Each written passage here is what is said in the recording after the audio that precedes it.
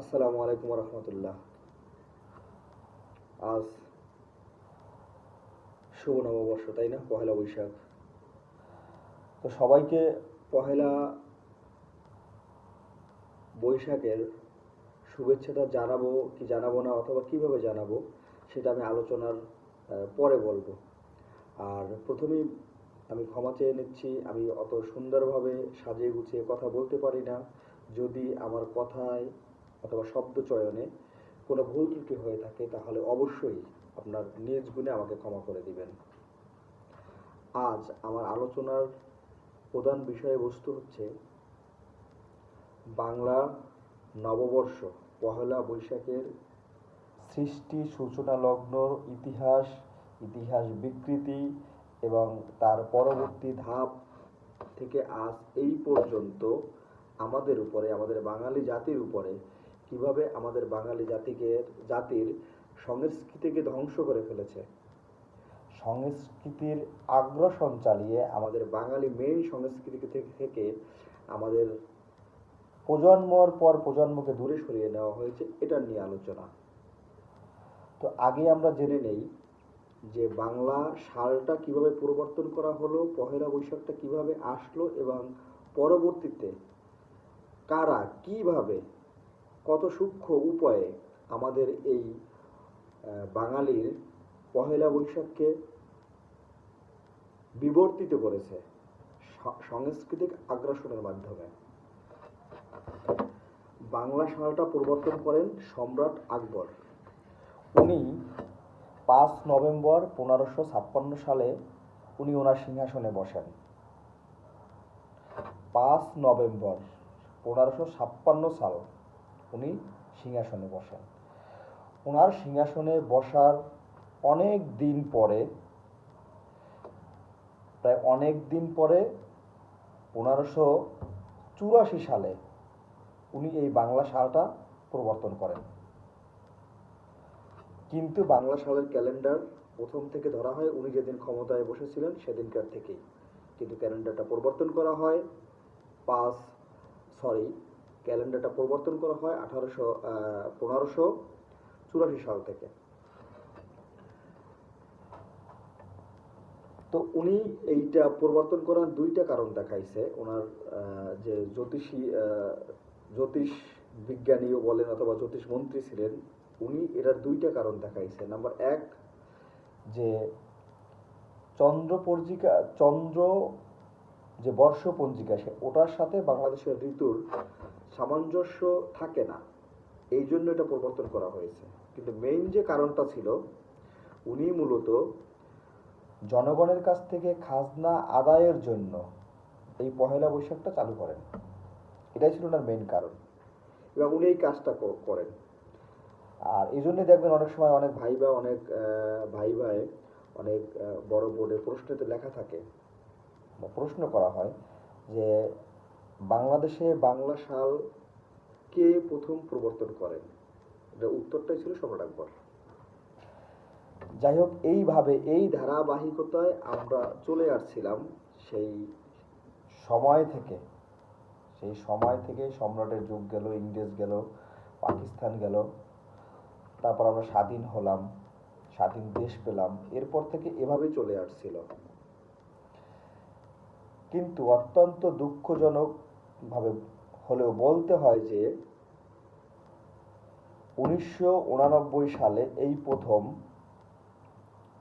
আমি যদি ভুল না করে থাকি, 1989 সালে প্রথম চারুকলা বিভাগের তত্ত্বাবধানে, তৎকালীন ওডিসি এবং ছায়ানট সম্ভবত এদের তত্ত্বাবধানে প্রথম বিজয় র্যালি বের করা হয়।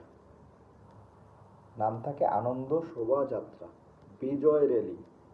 এই পহেলা বৈশাখ থেকে, এর আগে ছিল না। এর আগে পহেলা বৈশাখ বলতে বোঝাতো আমাদের সমাজে দুইটা শ্রেণীর লোক তখন পহেলা বৈশাখ ঘটা করে পালন করত। একটা হচ্ছে মুসলিম ব্যবসায়ী, একটা হচ্ছে হিন্দু ব্যবসায়ী। এদের আবার ধরনগুলো ভিন্ন রকমের ছিল। এরা মূলত ব্যবসা করত, ব্যবসার যে বকেয়া ছিল সেই বকেয়া টাকা আদায়ের জন্য ওনারা হালখাতা নামক অনুষ্ঠানের মাধ্যমে এই পহেলা বৈশাখে বকেয়া টাকা আদায় করত। সবাইকে চিঠি দিয়ে নিমন্ত্রণ করা হতো অথবা চিঠি দিয়ে দাওয়াত দেওয়া হতো। আবার এই চিঠিরও বিভিন্ন ধরন ছিল। হিন্দুদের ছিল এক রকমের চিঠি, মুসলমানদের ছিল এক রকমের চিঠি। হিন্দুদের চিঠির প্রথমে লেখা ছিল থাকতো শ্রী শ্রী মহাশয় এরকম কিছু, আর মুসলমানদের চিঠির প্রথমেই লেখা থাকতো যে এলাহি ভরসা, তারপরে দাওয়াতপত্র লেখা থাকতো। তো যাদের বকেয়া থাকতো তারা আসতো, আইসা বকেয়া টাকা পরিশোধ করতো এবং সেখান থেকে তাদেরকে মিষ্টি ভোগ করানো হতো। হ্যাঁ, আরও অনেক পিঠা পায়েসের আয়োজন বা মিষ্টি টিষ্টিগুলো আয়োজন করা হতো, খেয়ে চলে যেত খুব সুন্দরভাবে। এবং সামাজিক যে ভ্রাতৃত্ববোধ, এভাবেই পহেলা বৈশাখ পালন করা হতো। কিন্তু 1989 সালে এই প্রথম বিজয় র্যালি, আনন্দ শোভাযাত্রা বা এরকম একটা নামে এই র্যালিটা আয়োজন করা হয়। ঠিক এর পরের বছর এটা আনন্দ শোভাযাত্রা নামে এই র্যালিটা আবার আয়োজন করা হয়। শুধু এখানেই না, শুধু এখানেই তারা সমাপ্ত থাকেনি। সেই আনন্দ বিজয় র্যালিতে, আনন্দ বিজয় র্যালি না, সেটা হচ্ছে আনন্দ শোভাযাত্রায়। প্রথম ছিল আনন্দ বিজয় র্যালি, আনন্দ র্যালি, আর দ্বিতীয়টা হচ্ছে শোভাযাত্রা, এরকম কিছু একটা, যা হটেবার যাই হোক, জেনামি না হোক। কিন্তু প্রবলেম হচ্ছে সেই বিজয় র্যালিতে কিছু মুখোশ আকৃতির ব্যানার ছিল। ব্যানারগুলো কি কি? হাতি, ময়ূর এবং পেঁচা, এইগুলো ছিল। এবং ঢাক ঢোল শাঁখের শব্দ, জাস্ট হিন্দুরা যেভাবে পূজা করে সেই পূজার রকম, সেম পূজার সুর, পূজার বাদ্যযন্ত্র, এগুলোর মধ্য দিয়ে এইভাবেই আনন্দ সহকারে এটা পালন করা হয়। এখন আপনি যারা সাধারণ মানুষ তারা বলতেই পারি যে না, এটা করতেই পারে, একটা পেঁচার ছবি, একটা হাতির ছবি দিতেই পারে, একটা প্রাণীর ছবিতে সমস্যা কি, এরকম সমস্যা নেই।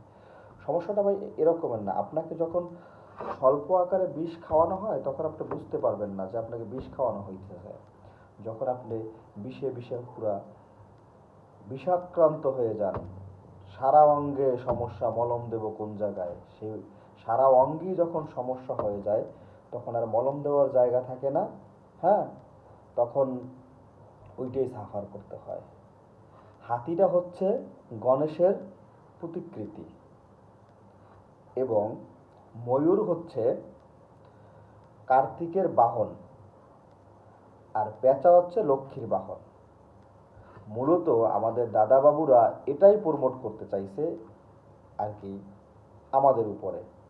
আর ফাঁকে একটু বলে রাখি, এই পৃথিবীর সবচেয়ে বড় যুদ্ধ হচ্ছে সাংস্কৃতিক যুদ্ধ। সাংস্কৃতিক বিপ্লব সবচেয়ে বড় বিপ্লব। একটা জাতিকে ধ্বংস করতে হলে তার নিজের সংস্কৃতি ধ্বংস করে দিয়ে অপর সংস্কৃতি চাপিয়ে দিতে পারলে সেই জাতি ভেনিস। আপনি একটু চিন্তা করেন, পাকিস্তান হানাদার বাহিনী বুলেটের ভয় দেখিয়ে, বুলেট দিয়ে গুলি করে আমাদের ভাইদের শহীদ করে উর্দু শিখাতে পারে নাই। বাট আমাদের দাদা বাবুরা শুধু হিন্দি সিরিয়াল দেখিয়ে আমাদেরকে হিন্দি শিখিয়ে ফেলেছে। যাই হোক, আমি এই আলোচনায় যাব না, এটা একটা অন্য বিষয়। তারপরে তারা এইগুলো নিয়ে আসলো। হ্যাঁ, আর এখনো এইগুলো চলে। হয়তো গত বছর এটা হয় নাই, এবছর সম্ভবত হবে না, এরপরে আবারও হতে পারে। তো এখন আমরা যারা বাঙালি, আমাদের করণীয় কি? এখানে কিন্তু আরেকটা কথা বলি, আমাদের এখানে এই যে শোভাযাত্রাগুলো হয়, এখানে কিন্তু বাঙালির সাংস্কৃতিক নামে শোভাযাত্রাগুলো করা হয়, কিন্তু বাঙালির কোনো সংস্কৃতি এখানে থাকে না। এখানে আব্বাস উদ্দিনের আল্লাহ মেঘ দে বৃষ্টি দে ছায়া দে রে, এই যে একটা বিপ্লবী গান, এই গান কিন্তু কখনো বাজানো হয় না। এখানে যে আমাদের পল্লীগীতি, ভাটিয়ালি, জারিসারি গান, এটা কিন্তু গাওয়া হয় না, এখানে এগুলো কিচ্ছু করা হয় না। এখানে গাওয়া হয় কি, সেই রবীন্দ্রনাথ ঠাকুরের এসো হে বৈশাখ এসো হে, হ্যাঁ, এসো হে বৈশাখ এসো হে। বৈশাখ যে আসে, বৈশাখ কি নিয়ে আসে? প্রচন্ড খরা, তপ্ত রৌদ্র, অসহ্য গরম, এইগুলা নিয়ে আসে। আর এগুলো সে আমন্ত্রণ জানিয়ে গেছে, এসো হে বৈশাখ এসো হে। আমাদের বাঙালি সাংস্কৃতিক যে ঐতিহ্য, এগুলো কিছু করা হয় না এখানে। এখানে দাদা বাবুরা যেগুলো চাপিয়ে দেওয়া হয় সেগুলোই করা হয়। আর আমরা যারা আছি তারা এইগুলোর, আমাদের মুসলমানের সন্তান আছি, নামধারী মুসলমান যারা সন্তান, তারা এগুলো খুব ঘটা করে এগুলো পালন করে থাকি, খুব ঘটা করে। আমরা বুঝি না যেগুলো কি, মজা লাগতেছে, আনন্দ লাগতেছে, ভালো লাগতেছে, করতেছি। এখন আপনি আমার এই কথা শুই না কি করবেন? তাদের না বিরুদ্ধে একটা বিপ্লব করব, না এটা করতে দাও, সব ভেঙে চুরে তছনছ করে ফেলবো, এটা করবো না, এটা এটা এটা করা যাবে না, এটা কখনোই করা যাবে না। সাংস্কৃতিক আগ্রাসনের ঠেকাতে অথবা সাংস্কৃতিক বিপ্লব ঠেকাতে বা তার প্রতি উত্তর দিতে নিজেদেরকে সাংস্কৃতিক বিপ্লব তৈরি করতে হয়, এটাই নিয়ম। আর আমাদের শহীদ ওসমান হাদি ভাই, উনি এটাই চেয়েছিলেন যে তাদের সাংস্কৃতিক আগ্রাসনের বিরুদ্ধে আমাদের নিজস্ব বাঙালিয়ানা সংস্কৃতি যেন প্রতিষ্ঠিত হয়, এটাই চেয়েছিলেন। যাই হোক, উনি যেভাবে হোক ওনাকে সরিয়ে দেওয়া হয়েছে, আল্লাহ ওনার ভেস্ত নসিব করুক, এই দোয়া করি। তো এখন আপনার আর আমার করণীয় কি? আপনার আমার করণীয় হচ্ছে বাংলাদেশের এই সব যে কালচারগুলো, এটা সৃষ্টির সূচনা লগ্ন অথবা তারও আগ থেকে এই পর্যন্ত সম্পূর্ণ জানা। আপনার জীবনের ব্যর্থতা কখন হবে জানেন? আপনি বেঁচে থাকতে আপনার জীবনের কখনো ব্যর্থতা হবে না। আপনার জীবনের ব্যর্থতা তখনই হবে যখন আপনার পরবর্তী প্রজন্মকে আপনি মানুষের মতো মানুষ করে না যেতে পারবেন। জীবন তো অনেক হলো, আপনি এখন কি করবেন আর? কিন্তু আপনার যে প্রজন্ম, আপনার যে সন্তান, তাদেরকে এই বিষয়ে অবশ্যই ওয়াকিবহাল করতে হবে। তাদেরকে বোঝাতে হবে আমাদের জীবনে এই পহেলা বৈশাখ কিভাবে আসছে, আমাদের দেশে, আমাদের জীবনে, আমাদের বাঙালির জীবনে এই পহেলা বৈশাখকে কিভাবে বিকৃত করা হয়েছে এবং এটাকে কিভাবে বর্তমানে পালন করা হচ্ছে, এবং এটাকে বিভিন্ন দেশে পালন করার জন্য কারা কারা চাপ সৃষ্টি করতেছে, কারা লবিং করতেছে, কারা কিভাবে কি করতে হচ্ছে। ভাই, বেলা শেষে এই দেশটা আমাদের। হ্যাঁ, পাশের ঘরে আগুন লাগছে, আমি যদি নিভাতে না যাই তার কি হয়েছে, তাতে আমার কি? ওই আগুনটা একদিন আমার ঘরে ছড়াবে, তখন আর কেউ আসবে না। হ্যাঁ, বেলা শেষে আমরা সবাই সবার সবচেয়ে বড় পরিচয় হচ্ছে আমরা মুসলমান, তারপর হচ্ছে আমরা বাঙালি। আমাদের বাঙালি জাতীয় সত্তা টিকিয়ে রাখতে হলে আমাদের ইতিহাস এবং ঐতিহ্য সম্পর্কে জানতে হবে এবং এই অনুসারে আপনাকে আগাতে হবে। আপনি হঠাৎ করে কিছু করতে পারবেন না, কিচ্ছু না, নাথিং, কিছুই করতে পারবে না। আপনাকে প্ল্যান মাফিক আস্তে আস্তে ধীরে ধীরে করতে হবে। ওরা যেভাবে এগুচ্ছে, ঠিক আমাদেরকে ওইভাবে সংগঠন তৈরি করে ওইভাবে কিছু একটা করে ওদের এই আগ্রাসনের প্রতিবাদ আমাদের এভাবেই করতে হবে। হুটহাট করে এভাবে করে হবে না। হ্যাঁ, তো ভাই, আমি এই বিকৃত পহেলা বৈশাখে যদি হয়, সেই মুখোশধারী পহেলা বৈশাখ যদি কালকে হয়, তো এটার অভিনন্দন আমি আপনাদেরকে জানাতে পারতেছি না, এই জন্য আমি আন্তরিকভাবে দুঃখিত। আর যদি হ্যাঁ সত্যি সেই আগের মতো আমাদের সেই পহেলা বৈশাখ হয়, তাহলে ওয়েলকাম, শুভ নববর্ষ। আর যদি বিকৃত বাঙালিকে তারা বাঙালি সংস্কৃতি থেকে বিচ্যুতি করে অন্য দেশের সংস্কৃতিকে চাপিয়ে দিয়ে সেই নতুন সংস্কৃতি যদি নতুন সংস্কৃতি, সেই বিকৃত সংস্কৃতিকে যদি ধারণ করে আপনি আমাকে বলেন অভিনন্দন জানাতে, পহেলা বৈশাখ শুভেচ্ছা জানাতে, সেটা আমি পারবো না ভাই, আর সেটা আমি কখনো করবো না। আর সবার কাছে অনুরোধ রইল ভাই, অনেকই তো সময় পার হয়ে গেল, আর কত সময় আছে? মিনিমাম আপনার সন্তানকে এই দেশ, জাতি, এর সূচনা লগ্ন, এর সৃষ্টির ইতিহাস বর্তমানে কি অবস্থায় আছে, কাদের আহ, অত্যাচার নিপীড়নের ভিতরে আছে, এগুলো নিয়ে সন্তানকে বোঝান, সন্তানকে মানুষ করেন, তাহলে যদি এই জাতি মুক্তি পায়। হুটহাট করে কিছুই হবে না ভাই, প্ল্যান মাফিক আস্তে ধীরে আগান। তাই সবাইকে, আমি যখন একটা ভিডিও করতেছি, এটা এখন রাত্রে প্রায় 1টা বাজে, তো সবাইকে আমি ধন্যবাদ জানিয়ে আমি আমার এই সংক্ষিপ্ত বক্তৃতা বলেন বা পরামর্শ বলেন অথবা কিছু কথাই বলেন, এটা আমি শেষ করতে চাচ্ছি। আসসালামু আলাইকুম ওয়া রাহমাতুল্লাহি ওয়া বারাকাতুহু।